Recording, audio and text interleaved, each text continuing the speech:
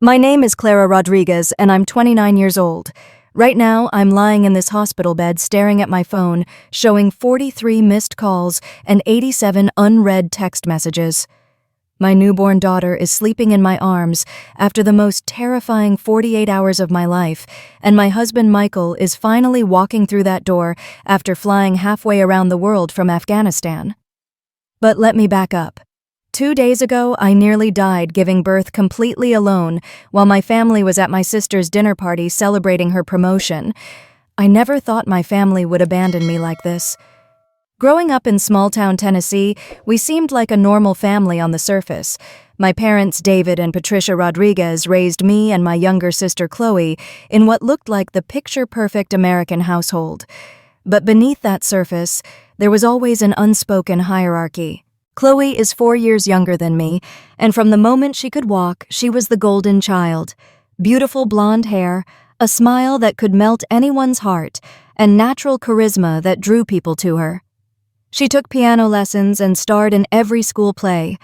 I spent my evenings with math textbooks and science projects. What hurt wasn't her talents, but how differently our parents treated our achievements. When I got accepted into advanced placement classes, Mom barely looked up from helping Chloe with her musical costume. When Chloe landed the lead role that same week, we celebrated at the nicest restaurant in town with champagne toasts. This pattern defined my childhood. I graduated valedictorian, but my parents missed the ceremony because Chloe had a theater audition. I earned a full scholarship to Vanderbilt for engineering, but the conversation quickly shifted to Chloe's boyfriend drama. At college, I finally escaped the shadow-making dean's list every semester and discovering my passion for biomedical engineering. After graduation, I moved to Kentucky for a job near Fort Campbell, where I met Michael at a community barbecue. He was a kind staff sergeant with gentle brown eyes who actually listened when I talked about my family situation. "That's not normal, Clara," he said during one of our early dates.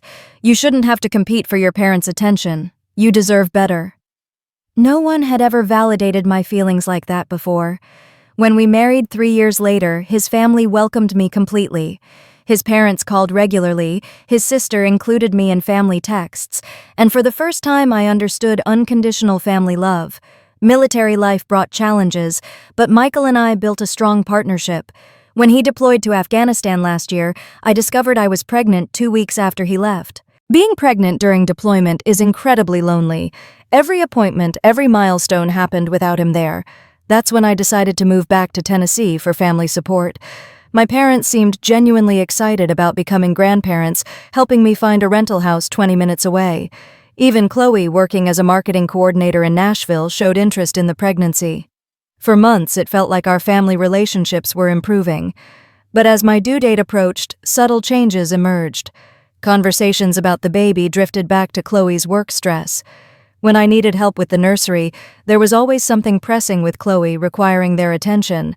Still, I put my parents as primary emergency contacts. They promised to drop everything when labor started. Michael requested emergency leave, but with military bureaucracy, we knew he might not make it back in time. Everything seemed prepared. My hospital bag was packed, parents briefed on the birth plan, and we were just waiting. I felt ready, surrounded by what I believed was solid support. What I didn't know was that Chloe was planning the ultimate betrayal. Chloe had always been competitive, but I didn't realize how deep her resentment ran. Living in a trendy Nashville loft she could barely afford, she struggled to maintain her image of success while watching our parents focus on my pregnancy. "I'm tired of always being second priority," she said one evening after dinner. "Ever since you got pregnant, it's like I don't exist." I tried reassuring her, but something dark flickered in her expression. Looking back, that conversation was when she started planning revenge. As my due date approached, Chloe's behavior became erratic. She'd call our parents with minor emergencies that coincided with times I needed help. When I asked them to accompany me to a nervous doctor's appointment, suddenly Chloe needed furniture moved or a leak fixed. The weekend before my due date at a family dinner, Chloe suggested celebrating her potential promotion with quality family time without focusing on baby stuff. The comment stung, but my parents eagerly agreed, already planning celebrations that excluded me. Michael called that evening from Afghanistan while I cried about feeling invisible. "Your parents will be there," he assured me. "This is their first grandchild. Whatever's happening with Chloe will work itself out." I wanted to believe him, but my gut said otherwise. Tuesday started with a persistent backache. By 10 a.m., I felt my first real contraction different from the practice ones I'd been having. 20 minutes later, another came. By noon, they were every 15 minutes and intensifying. At 1 o'clock, contractions were 12 minutes apart. Time to alert my support team. I called Mom's phone first. 4 rings, then voicemail. Unusual since she almost always answered. Dad's phone, same thing. A flutter of anxiety started, but I rationalized it. Maybe they were running errands. I texted both, having contractions every 12 minutes, getting stronger. Might be starting. Please call when you get this. Meanwhile, 20 minutes away, my parents were at Chloe's apartment helping her rearrange furniture. She had strategically suggested they put phones aside during work. "You know how distracting phones can be," she'd said, gesturing toward the coffee table. "Why don't we focus on family time?" Mom and Dad, from an era before constant connectivity, thought this reasonable. They set phones down and dove into the project, unaware I was desperately trying to reach them. By 2 o'clock, contractions were 10 minutes apart. I called again, got voicemail, and texted, "Contractions every 10 minutes now. This is probably real labor. Please call ASAP." At Chloe's, my parents were taking a lunch break, sitting around her dining table in pleasant conversation about her job prospects. Chloe periodically glanced at their phones, lighting up with calls and notifications, saying nothing. Each incoming call gave her a small thrill of power. Finally, she was getting their undivided attention. By 3 o'clock, my contractions were 8 minutes apart and strong enough to stop me mid-activity. I tried calling Chloe, thinking she might know where they were. Voicemail again. Now I was scared. My support system had vanished when I needed them most. Michael was thousands of miles away, and I couldn't reach any family members. At Chloe's apartment, the afternoon progressed pleasantly. They'd finished the furniture project and were looking through photo albums, reminiscing about family vacations. Chloe played the perfect daughter, engaging and attentive, asking thoughtful questions, while their phones continued lighting up unnoticed. Around 3:30, she made her move. "You know what, I just got word today that I'm definitely getting that promotion. The official announcement isn't until tomorrow, but my boss gave me a heads up." This was a lie, but her parents didn't know. "Oh, honey, that's wonderful," Mom exclaimed, shifting into celebration mode. "We should mark this occasion," Dad added. "This is a big deal." "Would you maybe want to stay for dinner?" Chloe suggested. "I could order from that Italian place you love, make it a proper celebration." My parents exchanged a look. No pressing evening plans, and celebrating their daughter's success appealed to their pride. "That sounds perfect," Mom said. At that exact moment, I was driving myself to the hospital alone, contractions every 5 minutes. By 4 o'clock, I couldn't wait longer. Contractions were 5 minutes apart, lasting nearly a minute each. I grabbed my packed hospital bag and carefully made it to my car. Driving myself to the hospital during labor wasn't part of any plan, but I was clearly on my own. The 15-minute drive felt endless. I had to pull over twice when contractions hit, gripping the steering wheel, while other drivers passed by, unaware a woman was about to give birth in the Honda Civic on Highway 109's shoulder.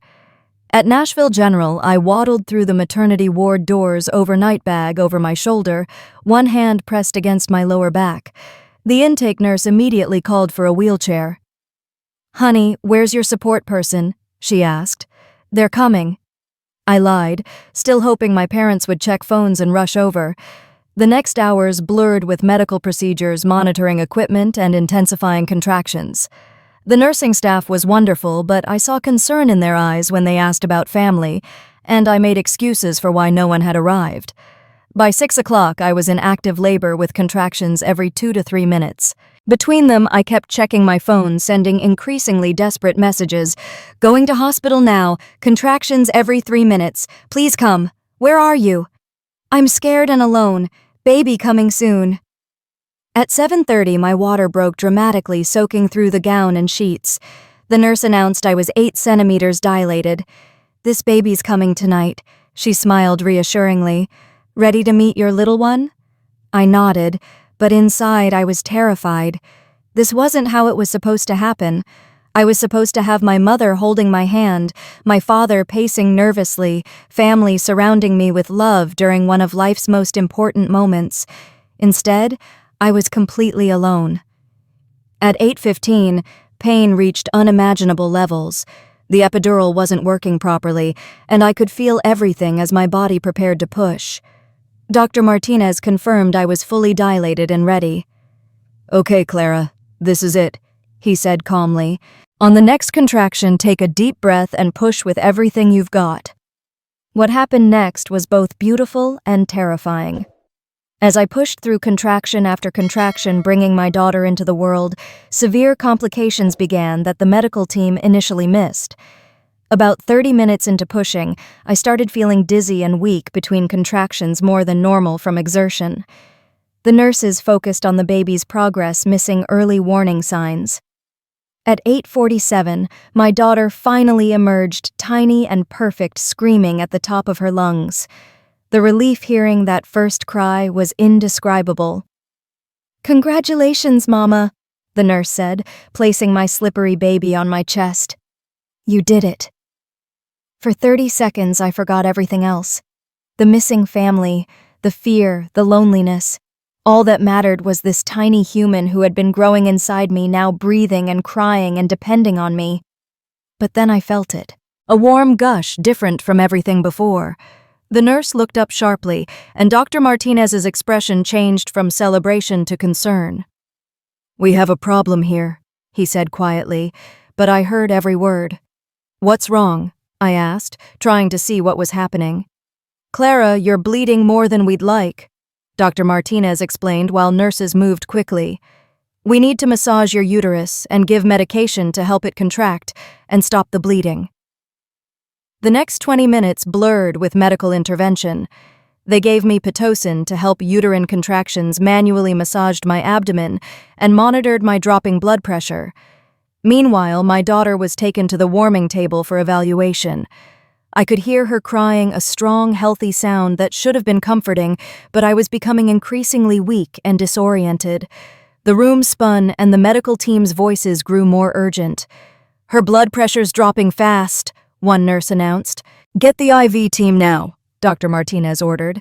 "We need to start a transfusion." "Transfusion?" I whispered, trying to understand what was happening. "Clara, you're losing too much blood," the doctor explained while nurses worked around him.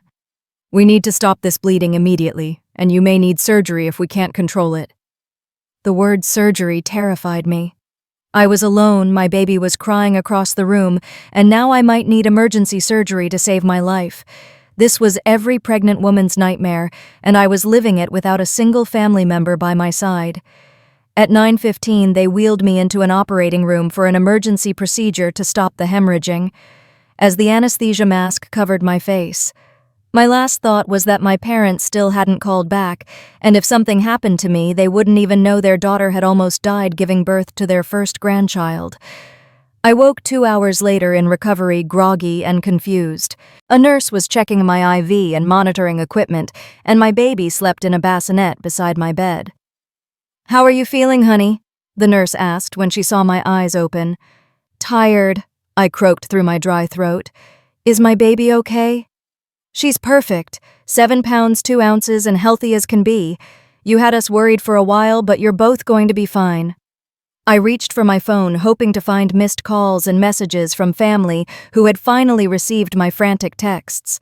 Instead, I found exactly what I'd left hours earlier: no responses, no missed calls, no acknowledgement that their daughter and granddaughter had nearly died.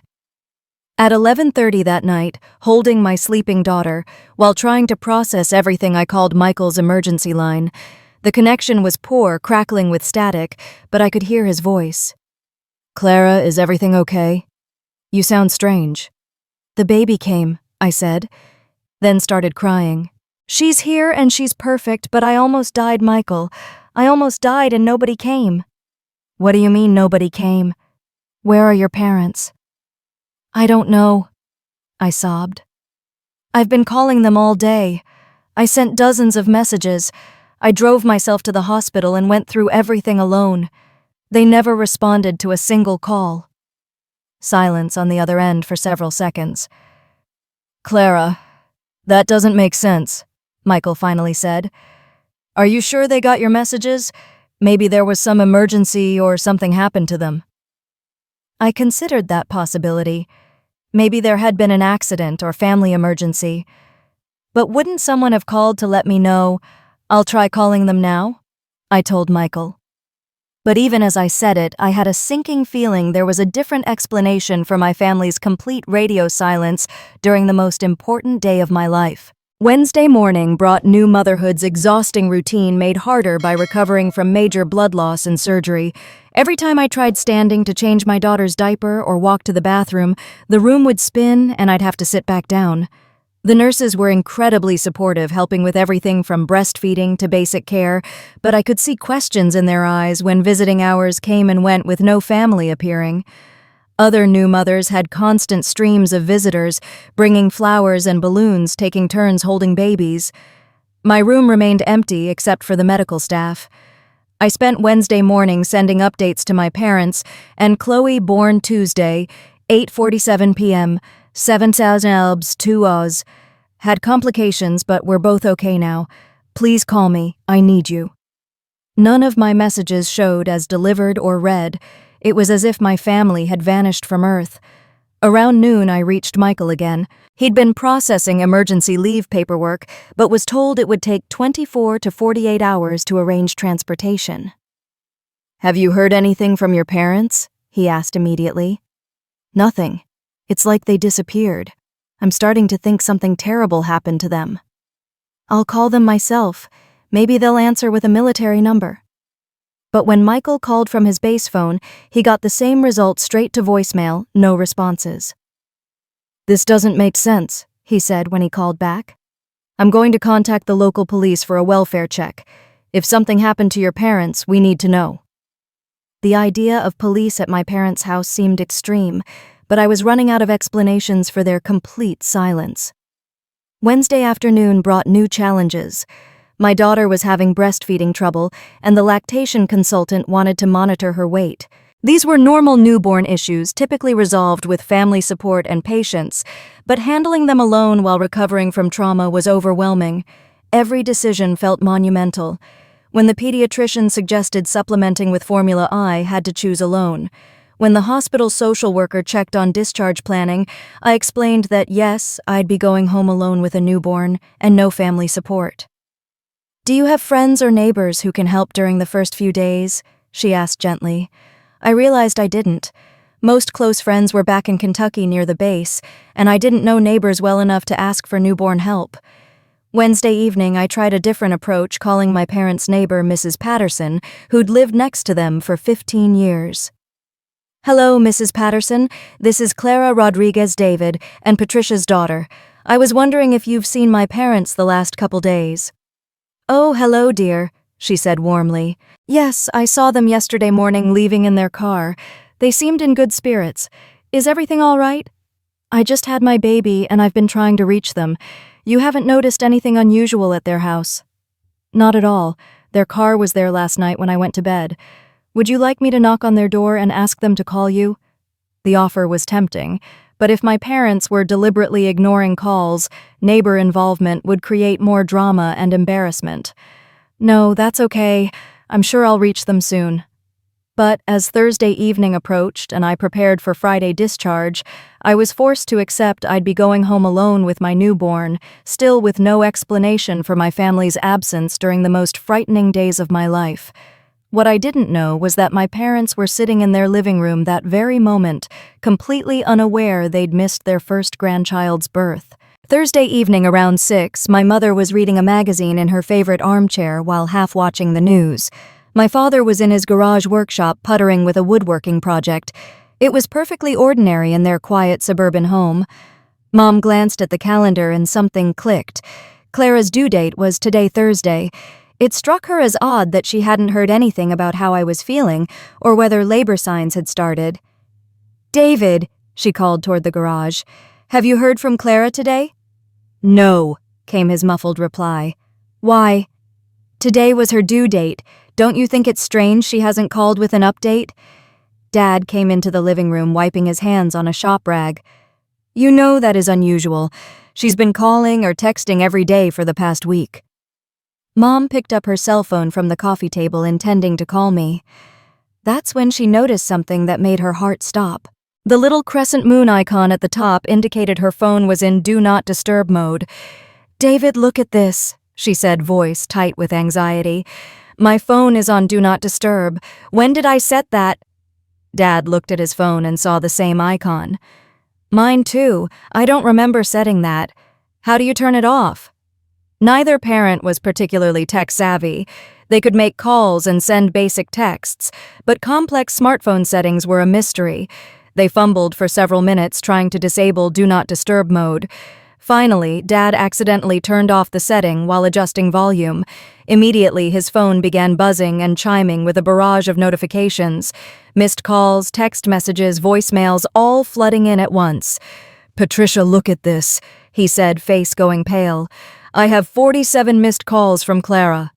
Mom had successfully turned off her Do Not Disturb mode too, experiencing the same flood of notifications. The timestamps showed calls and messages starting Tuesday afternoon and continuing through Thursday evening. With shaking hands, she opened my text message thread. The progression told a story that made her blood run cold. "Having contractions every 10 minutes. Think this might be it. Please call me back. Going to hospital now. Contractions every 3 minutes. Please come. Where are you? I'm scared and alone. Baby coming soon. Need you here. Had emergency surgery. We're both okay, but I almost died. Your granddaughter was born Tuesday night. Why won't you answer me?" The messages continued for 2 full days, each more desperate than the last, painting a picture of their daughter going through labor delivery and a medical emergency completely alone. "Oh my God, David," Mom whispered, tears streaming. "She had the baby. On Tuesday. She almost died and we weren't there." Dad scrolled through his own messages, hands shaking as he read the same progression of increasingly frantic pleas. "How is this possible?" he asked. "How did our phones get set to Do Not Disturb? I've never used that feature." "It doesn't matter how," Mom said, grabbing her purse and keys. "We have to get to the hospital right now." The drive took exactly 18 minutes but felt like hours. Mom called my number from the passenger seat, and I answered on the first ring. "Clara?" "Oh, sweetheart, we just got your messages. We're on our way to the hospital right now." The relief in my voice was palpable, mixed with exhaustion and hurt I couldn't hide. "Mom, where have you been? I called you hundreds of times. I had the baby Tuesday night and almost died and no one came." "Honey, we never got your calls. Our phones were somehow set to Do Not Disturb mode and we had no idea. We just figured it out when Dad noticed you hadn't called today. I told them my room number and that visiting hours went until 9. 20 minutes later, they rushed through my door, both crying before they even saw me." "Oh, Clara," Mom sobbed, rushing to my bedside. "I'm so sorry. We had no idea. If we had known, we would have been here in a heartbeat." Dad stood at my bed's foot, staring at his granddaughter sleeping in the bassinet, his face mixing wonder and guilt. "She's beautiful," he whispered. "How are you feeling? The nurses said you had complications." I almost bled out. I told them still feeling weak. They had to take me into surgery to stop the hemorrhaging. I was alone for all of it. I thought something terrible had happened to you, or that you just didn't care enough to come. "We care," Dad said firmly. "Clara, you have to believe us. We would never have missed this on purpose. Something happened to our phones that prevented us from getting your calls." "But how do phones just randomly go into Do Not Disturb mode?" "We don't know," Mom admitted. "We're not good with technology. Maybe we accidentally pressed something, or maybe there was some software update that changed settings." Even as they said it, I could tell they didn't believe that explanation. The timing was too coincidental. Both phones simultaneously developing the same problem at the exact moment I went into labor seemed highly unlikely. "Where have you been for the past 2 days? What were you doing while I was giving birth?" "We were just going about our normal routine," Mom said. "We had dinner at Chloe's Tuesday night. Yesterday we did errands and worked around the house. We kept thinking it was strange we hadn't heard from you, but assumed you were resting and preparing for labor. You were at Chloe's Tuesday night? I asked, something cold settling in my stomach. Yes, Dad confirmed. She invited us for dinner to celebrate some good news about her job. We stayed pretty late. Did Chloe know your phones were on Do Not Disturb mode? My parents exchanged a look that told me they were beginning to have the same suspicion forming in my mind. We don't know, Mom said slowly. We left our phones on her coffee table while helping her move furniture earlier that day. That's when pieces started clicking into place. Chloe had access to their phones. She was the only person other than my parents who would have known how to change their settings, and she had deliberately kept them distracted during the exact hours when I needed them most. But I wasn't ready to voice that accusation yet. I needed more evidence before confronting my family with the possibility that my sister had deliberately sabotaged the most important day of my life. Friday morning brought activity as my parents tried making up for lost time supporting me through birth and recovery. Mom arrived at 7 a.m. with coffee and pastries, and Dad showed up an hour later with a properly installed car seat ready to drive me and baby home whenever I was discharged. The nursing staff seemed relieved to finally see family involved in my care. They went through discharge instructions with my parents, explaining newborn feeding schedules, warning signs to watch for, and when to schedule the first pediatrician appointment. But even as my parents fussed over their granddaughter and tried being helpful, I couldn't shake growing suspicion about how their phones had ended up in Do Not Disturb mode at such a convenient time for Chloe. When Michael called that morning to check on us, I told him about my parents finally showing up and the mysterious phone setting issue. Clara, that's really strange, he said. I've never heard of phones just randomly going into Do Not Disturb mode by themselves. That's what I keep thinking, I replied, keeping my voice low so my parents couldn't overhear from the hallway where they were talking to my nurse. And the timing seems awfully coincidental. When did you say they were at Chloe's apartment? Tuesday afternoon and evening. They said they left their phones on her coffee table while moving furniture. There was a pause while Michael processed this information. Clara, you need to ask to see their phones. Check when Do Not Disturb mode was activated. If it was set while they were at Chloe's place, that's not a coincidence. When my parents returned to my room minutes later, I took a deep breath and decided to follow Michael's advice. Dad, can I see your phone for a minute? I want to check something about the Do Not Disturb setting. He handed it over without question, clearly still feeling guilty about the communication breakdown. I navigated to his settings and found the Do Not Disturb log, showing exactly when the feature had been activated and deactivated. The timestamp made my heart sink. Tuesday, 3:42 p.m. Activated. Mom, let me check yours too, I said, trying to keep my voice steady. Her phone showed the same activation time, Tuesday, 3:42 p.m. Both of your phones were set to Do Not Disturb mode at exactly the same time on Tuesday afternoon. I told them. That doesn't happen by accident. Dad frowned, looking confused. What time did we get to Chloe's apartment Tuesday? Around 2:30, Mom said slowly. We helped her move furniture for about an hour, then sat down for lunch around 3:30.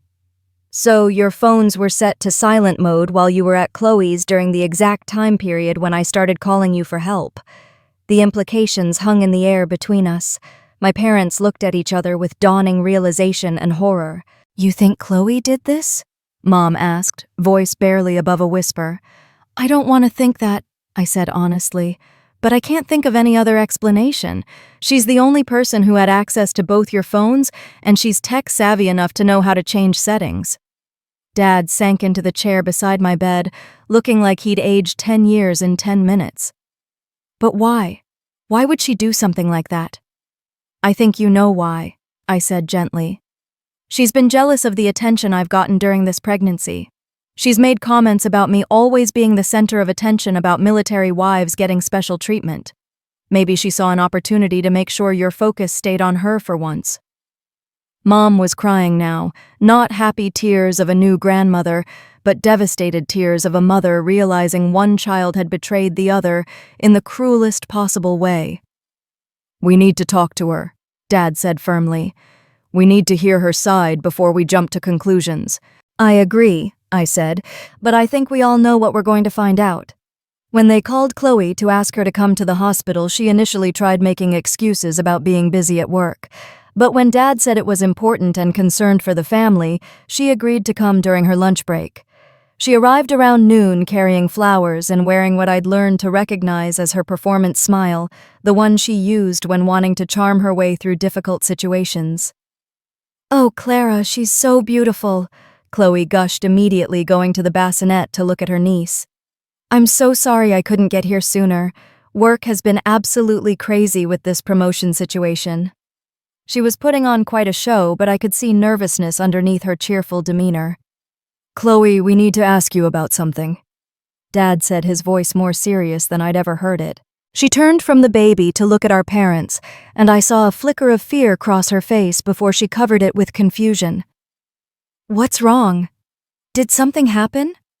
Mom held up her phone, showing the Do Not Disturb settings screen. "Both our phones were set to silent mode Tuesday afternoon while we were at your apartment. Clara went into labor that day and almost died trying to reach us. We never got a single one of her calls for help." Chloe's performance faltered for just a moment, long enough for me to see guilt in her eyes before she recovered. "That's terrible," she said, but her voice sounded forced. "Maybe there was some kind of software glitch, or maybe you accidentally activated it somehow when you were moving furniture." "The activation timestamp shows 3:42 p.m., I said, watching her face carefully. "That's exactly when Mom and Dad were sitting at your table having lunch after they'd left their phones on your coffee table." Chloe's mask finally slipped completely. The fake concern disappeared, replaced by defiance, and something that looked almost like satisfaction. "Fine," she said, voice suddenly cold. "Yes, I set your phones to Do Not Disturb mode, but I didn't know you were actually going into labor that day. I thought it was just another false alarm like last time." The confession hit the room like a physical blow. Even though we'd all suspected it, hearing her admit to deliberately cutting off my communication with our parents during labor was devastating. "But why?" Mom asked, voice breaking. "Why would you do that to your sister?" Chloe's composure cracked completely then, and all the resentment and jealousy she'd been harboring for years came pouring out in a torrent of angry words. "Because I'm tired of always being invisible." Chloe exploded, her carefully maintained facade crumbling. "Do you have any idea what it's like to watch everyone fawn over Clara for getting married to a soldier and getting pregnant? St. Clara, the perfect military wife, suffering so gracefully while her husband serves our country. I'm sick of it." The venom in her voice was shocking. This wasn't the sister I thought I knew.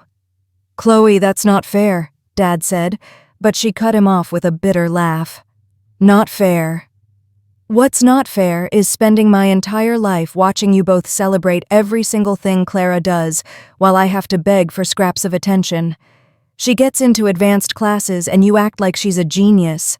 I get the lead in the school musical and you miss half the performances because you're at her academic awards ceremonies." I felt like I was seeing my sister clearly for the first time.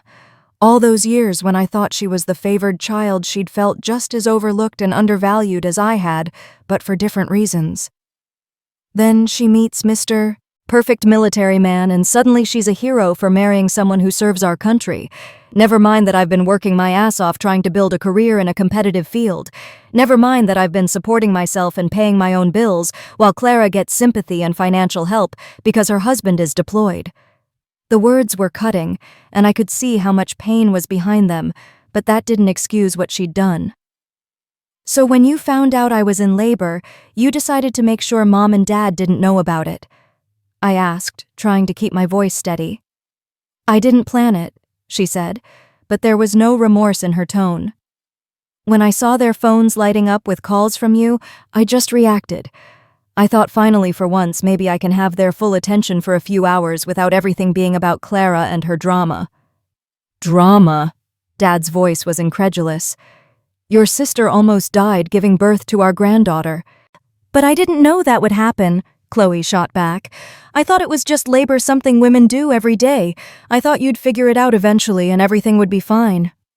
"You kept them distracted for 2 whole days," I said, my own anger finally rising. "You knew I was trying to reach them and you said nothing. You let me go through childbirth alone, a medical emergency alone, the first 2 days of my daughter's life alone, all because you wanted to be the center of attention for once." "Yes," she said defiantly, "and it felt amazing. For 48 hours, I got to be the daughter they worried about, the one they focused on, the one whose problems mattered. Do you know how long I've been waiting for that?" The confession was complete now, but somehow hearing her motivations made it even worse. This wasn't a momentary lapse in judgment. This was a calculated decision to sabotage the most important moment of my life because she felt overlooked. "Chloe, what you did was unforgivable," Mom said, her voice shaking with grief and anger I'd never heard from her before. "Is it?" Chloe challenged. "Is it really worse than spending 26 years making me feel like I'm not good enough, like I'll never measure up to perfect Clara?" The room fell silent, except for my mother's quiet sobbing. I looked at my parents and realized that Chloe's betrayal had exposed something much deeper than sibling rivalry. It had revealed fundamental dysfunction in our family dynamics that had been building for decades. But even understanding her pain didn't make what she'd done acceptable. "Chloe," I said quietly, "you almost cost me my life. You almost cost your niece her mother. No amount of feeling overlooked justifies that." She looked at me, then really looked at me for the first time since her confession began, and I saw something flicker in her eyes that might have been regret. "I didn't think it would be that serious," she said, her voice smaller now. "But that's exactly the problem," I replied. "You didn't think about me at all. You didn't consider that I might actually need our parents, that something might go wrong, that your actions might have real consequences beyond your own feelings." Dad stood up abruptly and walked to the window, staring out at the parking lot below. When he turned back to face us, his expression was one of complete devastation. "How do we come back from this?" he asked, and I wasn't sure if he was asking us or himself. "I don't know if we can," I said honestly. What Chloe did wasn't just about missing the birth. She deliberately isolated me during a medical emergency. She let me believe that my family didn't care enough to respond when I needed help. That's not something you apologize for and move on from. Chloe was crying now too, but they were angry tears, not remorseful ones. "So that's it," she said. "I make one mistake and I'm cut out of the family forever. One mistake." I couldn't believe what I was hearing. "You systematically sabotaged my ability to contact our parents for 2 days.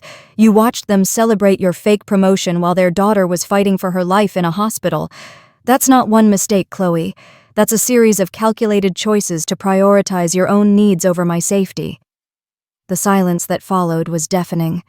My daughter stirred in her bassinet, making the soft sounds that newborns make, and for a moment we all looked at her, this innocent little life who had entered the world surrounded by such dysfunction and betrayal.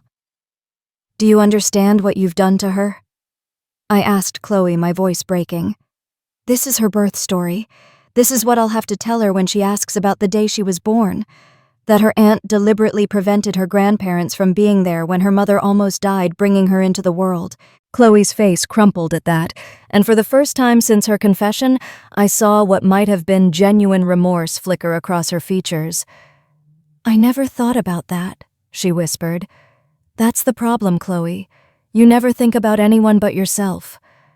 I could feel my composure slipping, all the pain and fear and loneliness of the past few days finally catching up with me. "Do you know what it was like lying on that operating table, signing surgical consent forms, with shaking hands because I was hemorrhaging, and there was no one there to make medical decisions for me if I became unconscious? Do you know what it was like waking up from surgery and having no one to call except my husband, who was thousands of miles away?" Mom was sobbing openly now, her hands covering her face as the full weight of what had happened began to sink in. "I keep thinking about you alone in that hospital room," she said through her tears. Holding our granddaughter for the first time with no family there to share that moment. Missing those first precious hours of her life because we were sitting around Chloe's table eating dinner and celebrating a promotion that wasn't even real. "It wasn't completely fake," Chloe said defensively, but her voice was small. "I was up for a promotion. I just exaggerated the timeline." "You lied," Dad said flatly. You manipulated us into staying at your apartment longer by lying about getting a promotion, all so you could keep us away from Clara when she needed us most." The weight of his disappointment seemed to hit Chloe harder than anything else that had been said. Dad had always been her champion, the one who made excuses for her behavior and celebrated her smallest achievements. Seeing that support crumble appeared to shake her to her core. "I just wanted to matter," she said, her voice barely audible. "For once in my life, I wanted to be the most important thing in your world." "You did matter," I said, and I meant it. "You always mattered. But instead of talking to us about feeling overlooked instead of working on our family dynamic in a healthy way, you chose to put my life at risk. You chose to gamble with my safety and my daughter's well-being for a few hours of attention." "I didn't know you would almost die," she repeated, as if saying it enough times would somehow make it acceptable. "But you knew I was in labor," I shot back. "You saw the calls coming in. You saw the messages about contractions and going to the hospital. You made a conscious choice every single time to delete those messages and keep our parents in the dark. What if I had died, Chloe? What if your niece had died? Would those few hours of feeling special have been worth it?" The question hung in the air like a physical presence demanding an answer that Chloe couldn't give. She opened her mouth several times as if to speak, then closed it again, seemingly unable to find words that could justify what she'd done. "You want to know what the worst part is?" I continued, my voice growing stronger with each word. "It's not even that you did it. It's that you still don't seem to understand the magnitude of what you've done. You keep calling it a mistake, like you accidentally bumped into someone at the grocery store. This wasn't a mistake, Chloe. This was a deliberate, calculated betrayal that could have cost me my life." Dr. Martinez chose that moment to knock and enter the room, clearly sensing the tension, but needing to check on his patient. "I'm sorry to interrupt, but I wanted to see how you're feeling, Clara, and discuss your discharge plans." "I'm feeling stronger," I said, grateful for the momentary reprieve from the emotional intensity. "Physically, anyway." He nodded, glancing around the room at the obvious family drama unfolding. "Your recovery has been excellent, considering the severity of the hemorrhage. You lost a significant amount of blood, and without immediate intervention, the outcome could have been very different." His words seemed to hit Chloe like a physical blow. The clinical reality of how close I had come to dying appeared to penetrate her defensive walls in a way that our emotional pleas hadn't. "I think," Dad said slowly, after Dr. Martinez left his voice heavy with a sadness I'd never heard from him before, "that we all need some time to process what's happened here. Clara, you need to focus on recovering and taking care of your daughter. Your mother and I need to think long and hard about how we failed both of you as parents. And Chloe..." He looked at his younger daughter with an expression of profound disappointment and something that might have been grief. "Chloe, I think you need to leave now.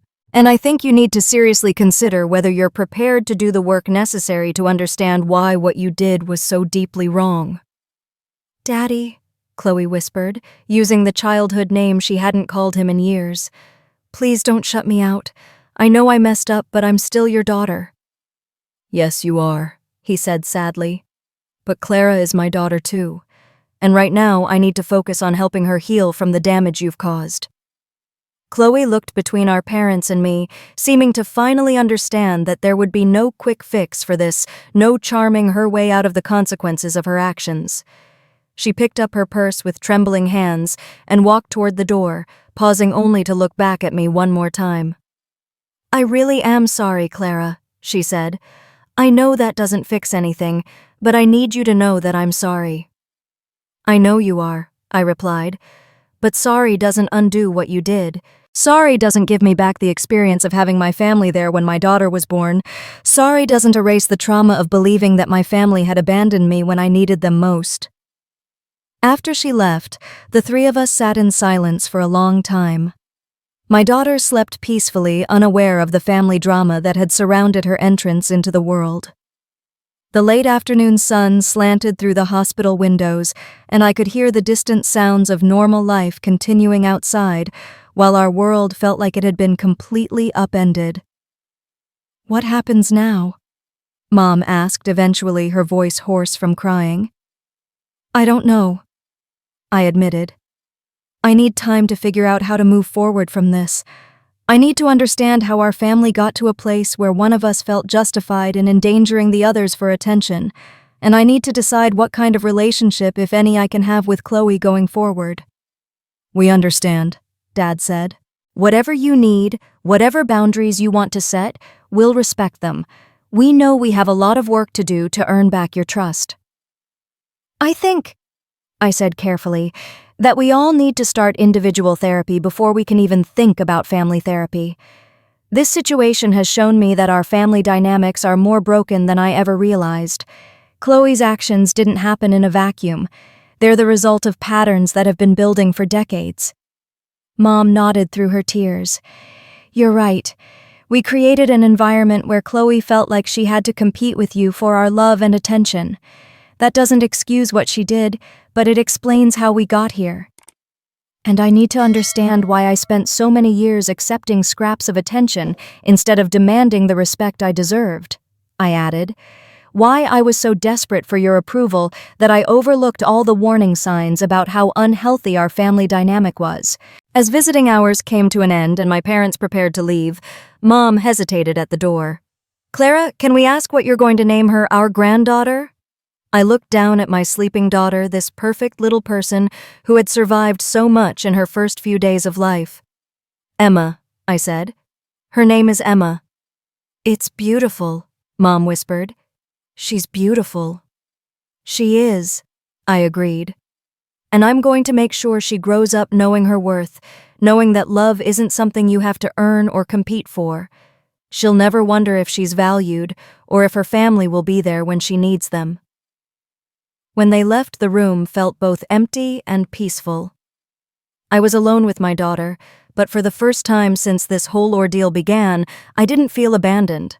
I felt like we were exactly where we needed to be together and safe, ready to begin building our own family story on our own terms. The next few days passed in a blur of discharge paperwork, learning to care for a newborn while recovering from surgery, and trying to process the emotional trauma of everything that had happened.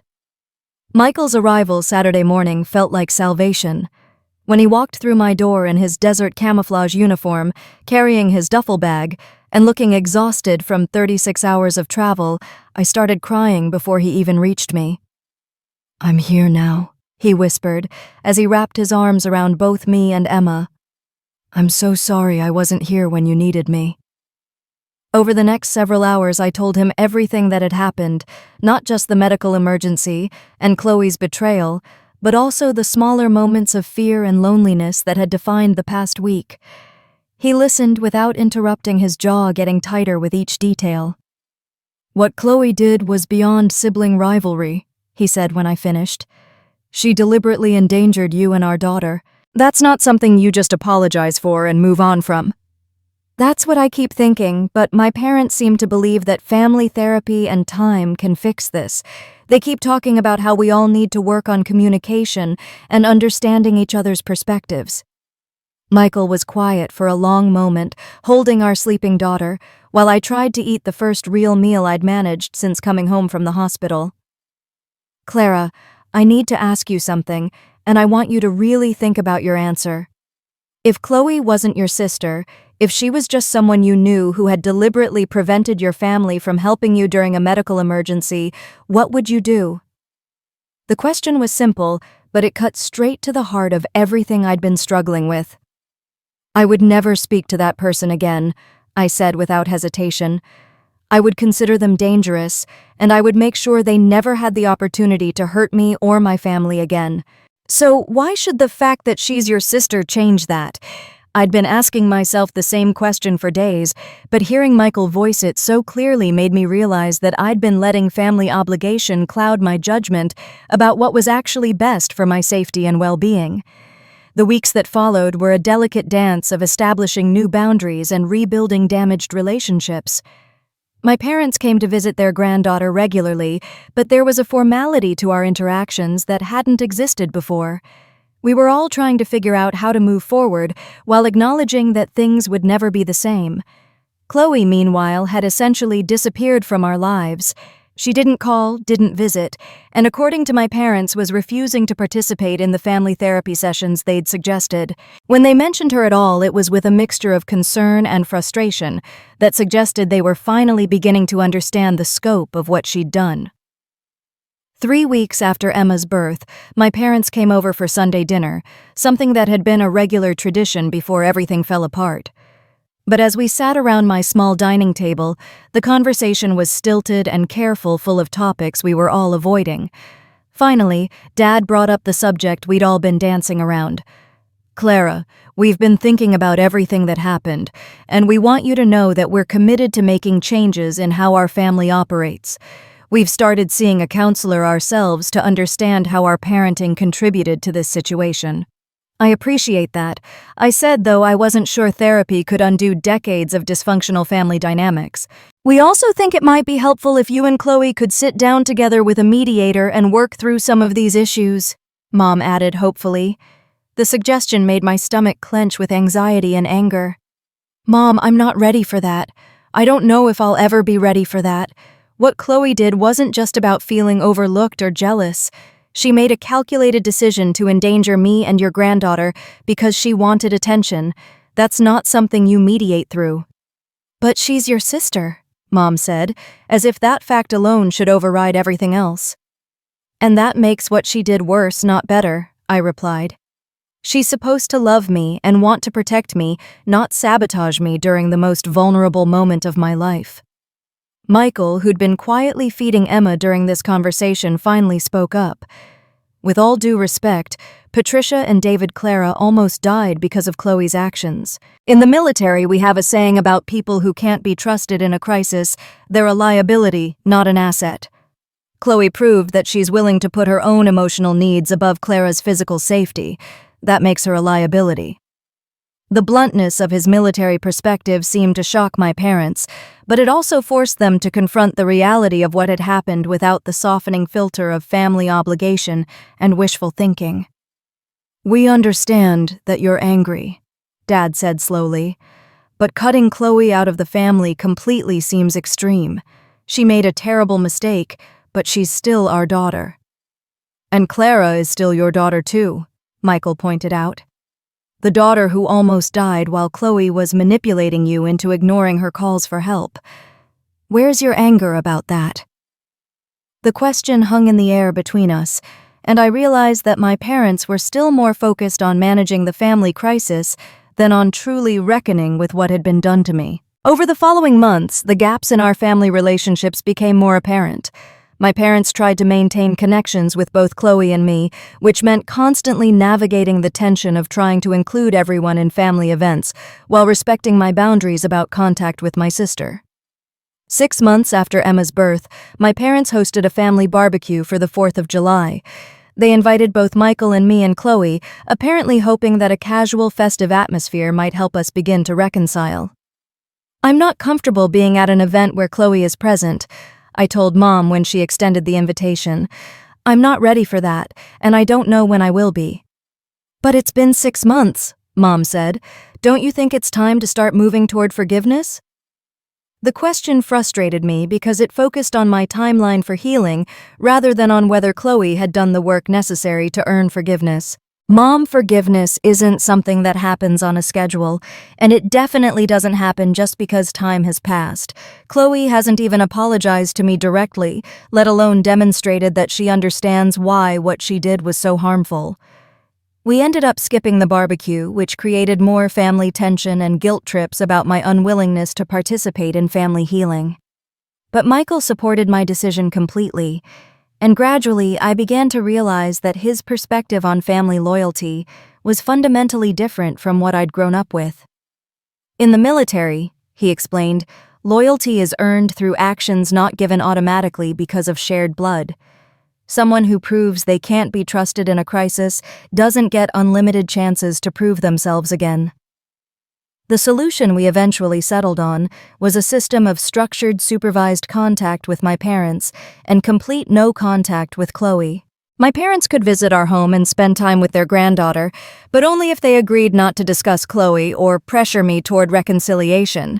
Family gatherings had to be planned in advance with clear guest lists, and any event that included Chloe was automatically off-limits for us.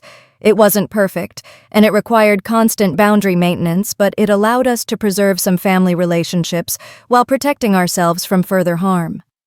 My parents initially resisted these conditions, arguing that they were too rigid and punitive, but over time they began to understand that these boundaries were the only way to maintain any relationship at all. The most difficult part was accepting that the family I'd grown up in was essentially gone. The dynamics that had defined our relationships for decades had been so thoroughly shattered by Chloe's betrayal that there was no going back to the way things were. We were all different people now, shaped by the knowledge of what had happened and what each of us was capable of in a crisis. But in some ways, the destruction of those old patterns created space for healthier relationships to develop. My parents, forced to confront their role in creating the competition between Chloe and me, began treating me with more consistent respect and consideration. Without Chloe's presence to trigger old dynamics, our interactions became more genuine and less performative. Michael and I, meanwhile, were building our own family traditions and support systems, largely centered around the military community that had embraced us during our crisis. The wives and families in our unit became the extended family. Emma would know the people who showed up during emergencies and celebrated milestones without drama or manipulation. A year after Emma's birth, we learned that Chloe had moved to Colorado and changed jobs. According to my parents, she was doing well professionally and continuing with therapy, but she had made no attempts to reach out to me or express any desire to repair our relationship. Part of me was relieved that she seemed to be moving on with her life without trying to force reconciliation, but another part of me was sad about the definitive end of our sisterhood. The Chloe I'd grown up with, the sister I'd loved, despite our complicated dynamics, had essentially ceased to exist the moment she chose her jealousy over my safety. As I watched Emma take her first steps and say her first words, surrounded by people who genuinely celebrated her milestones, I realized that some endings create space for better beginnings. The family we were building now was based on choice and commitment rather than obligation, and that made it stronger, not weaker. Today marks the second anniversary of Emma's birth, and I'm sitting in our backyard watching her chase butterflies, while Michael sets up a small celebration with close friends from our military community. It's a beautiful September afternoon, and the contrast between this peaceful scene and the chaos that surrounded her birth feels almost surreal. Emma is now a curious, energetic toddler who fills our home with laughter and wonder. She has Michael's gentle brown eyes and my stubborn determination, and she's growing up surrounded by people who show up consistently and celebrate her achievements without drama or competition. My parents are here today, as they are for most of Emma's important moments now. The relationship we've built over the past 2 years isn't the same as what we had before, but in many ways, it's healthier. They've learned to respect the boundaries we've established, and I've learned to appreciate their efforts to change without expecting them to undo decades of ingrained patterns overnight. The no-contact boundary with Chloe remains firmly in place. According to my parents, she's built a successful career in marketing in Colorado and seems to be thriving professionally. She's in a serious relationship and has apparently continued with therapy to address the underlying issues that led to her betrayal. But she has never reached out to apologize or express any desire to repair our relationship, which tells me everything I need to know about her priorities.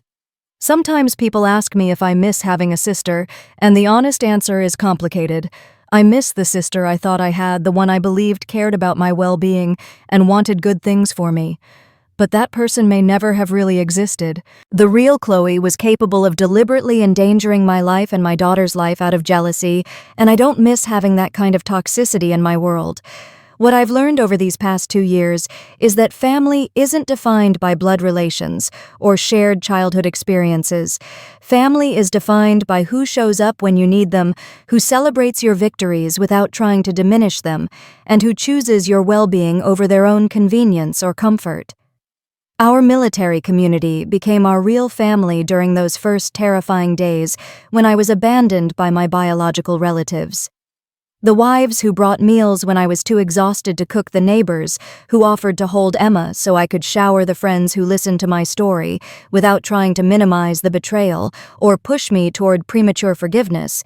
These are the people who taught me what unconditional love actually looks like. When Emma starts asking questions about why she doesn't have an aunt, we'll tell her age-appropriate versions of the truth. We'll teach her that love is demonstrated through actions, not words, and that she never has to accept harmful behavior from anyone, regardless of their relationship to her. We'll also make sure she understands that forgiveness is a personal choice that can't be forced or rushed.